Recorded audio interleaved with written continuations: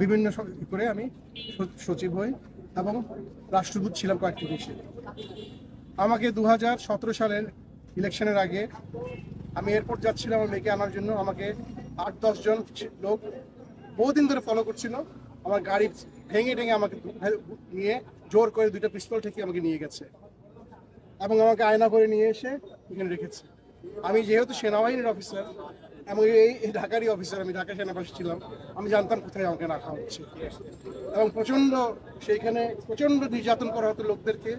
কয়েকজন গুটি কয়েক আমাদের পলিটিক্যাল অফিসার যারা সেনাবাহিনীর বাণিজ্য ডুবিয়ে দিয়েছে ডিজিএফআই থেকে তারা স্বার্থান্বেষী কত যে লোক মেরেছে তারা খোদায় জানে। তারা এবং র্যাব এবং অন্যান্য যারা এখানে আছেন, বিচার বহির্ভূত হত্যা, গুম, খুন, ক্রাইম এগেনস্ট হিউম্যানিটি। আমার দোষ কি ছিল? আমি কোনো রাজনীতি করিনি কখনো, আমি কোনো দলও করিনি, আমি সরকারি কর্মকর্তা ছিলাম একজন। আমার দোষ ছিল যে আমি লেখালেখি করতাম। আমার কলমও কি তারা কন্ট্রোল করবে? আমি তো কোনো বিদ্রোহ করতে বলি নাই, কোনো দেশের এগেনস্টে করতে বলি নাই। আমি চেয়েছিলাম ন্যায় বিচার। এই ন্যায় বিচারের জন্য কি আমাকে 16 মাস এই ডাঞ্জেনের ডাঞ্জেন মানে কি বলে আয়না করে ফেলে রেখে মাটির তলের মধ্যে একটা অন্ধকার রুমে আমি যে কত ক্ষতিগ্রস্ত হয়েছি ফিজিক্যালি সেটা আপনাদের বলে বোঝাতে পারবো না।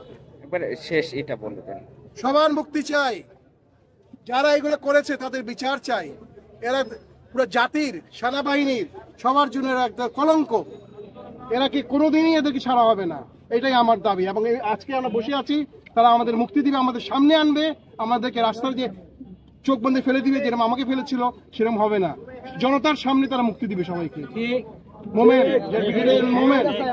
জনগণ চায় তারা মুক্তি, এরাই হলো আসল মুক্তি সংগ্রামী।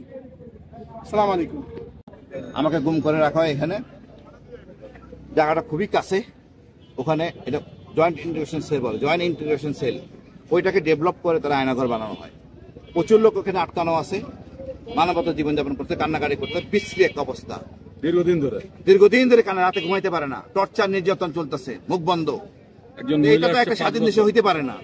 আমরা কারো পরাধীন না, কাউকে উঠে নিয়ে রাখা যায় না এইভাবে। এই সেনাবাহিনী আমাদের গর্বের সেনাবাহিনী, স্বাধীনতার প্রতীক সেনাবাহিনী। এই সেনাবাহিনীর উপর বন্দুক রেখে কিছু অসৎ ডিজিএফআই কর্মকর্তা রাজনৈতিক সুবিধা নেওয়ার জন্য সেনাবাহিনীকে বদনামে ফেলাতে পারে না। এই লোকদেরকে চিহ্নিত করতে হবে, বিচার আনতে হবে এবং এদেরকে সবাইকে থাকতে হবে, জবাবদিহির মনে আনতে হবে।